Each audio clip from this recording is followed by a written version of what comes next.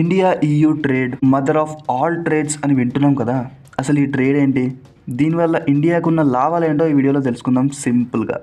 అయితే నిజానికి ఈ ట్రేడ్కి సంబంధించిన ప్రయత్నాలు లాస్ట్ 20 ఇయర్స్గా జరుగుతున్నాయి. అయితే ఫైనల్గా మొన్న జనవరి 27న అయితే ఈ అగ్రిమెంట్ పైన సైన్ చేయడం జరిగింది.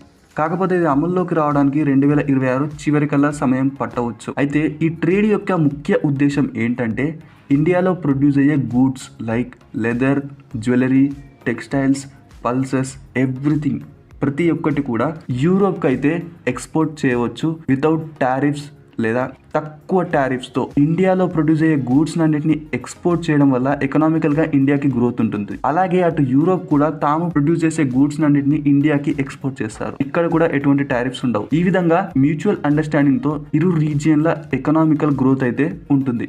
అలాగే డిఫెన్స్ రంగంలో కూడా సంయుక్తంగా ముందుకు వెళ్లే ఆలోచనలు ఉన్నాయంట.